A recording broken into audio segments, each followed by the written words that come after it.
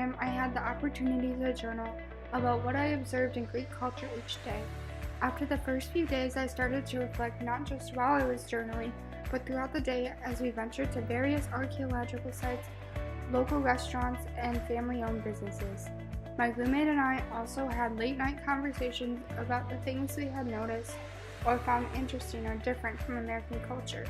Through these reflections, I was able to retain the most information about the Greeks and appreciate their history and culture much more than I would have otherwise.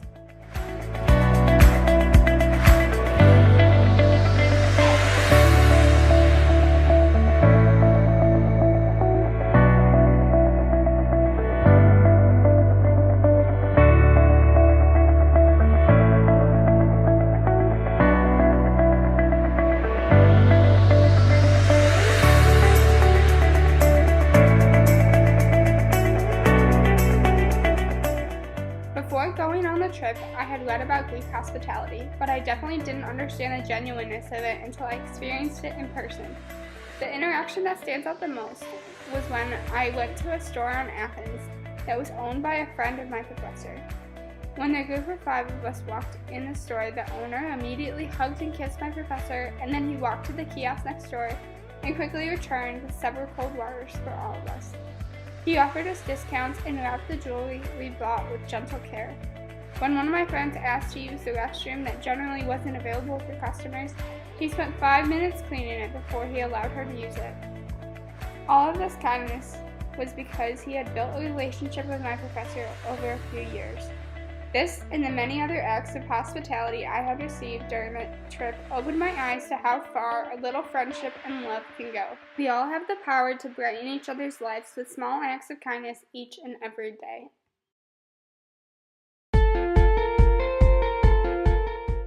During the trip, I felt like my days were packed with adventures. Whether we were at a theater that was in use for thousands of years or hiking up a volcano with smoke rising from the ground, I knew that I was making memories to last a lifetime. This trip allowed me to check many things off my bucket list.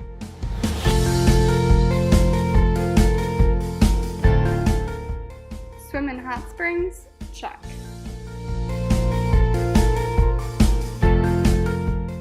Visit the Parthenon? Check.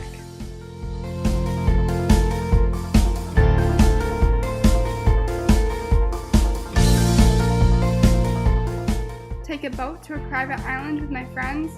Check.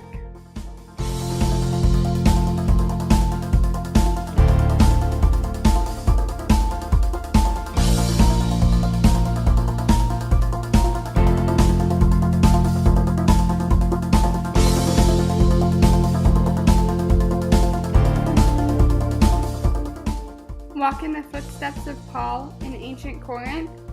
Check.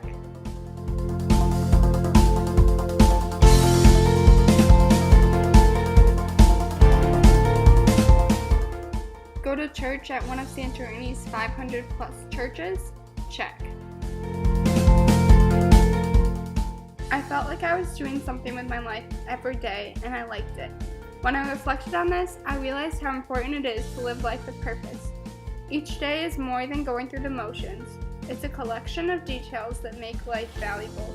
Recognizing those details and doing more than the bare minimum by pursuing personal goals is what makes life meaningful.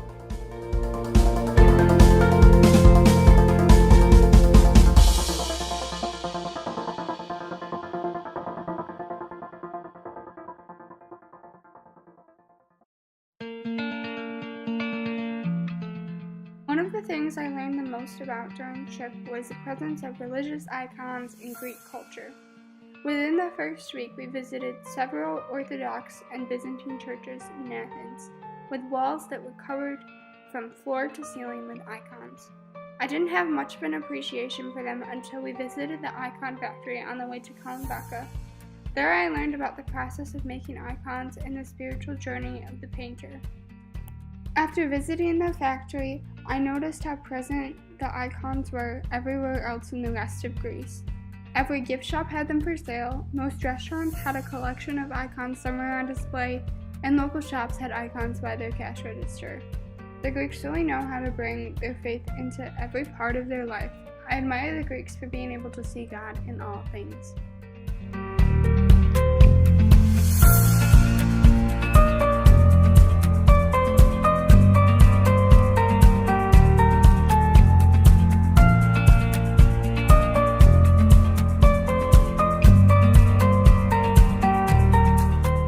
I could not have asked for a better group of people to travel with.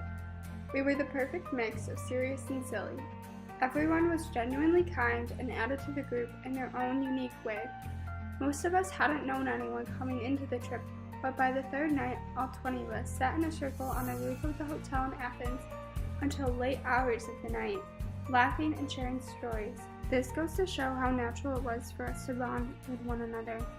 These people were the perfect example of what it means to care for the whole person, and my adventure to Greece wouldn't have been the same without them.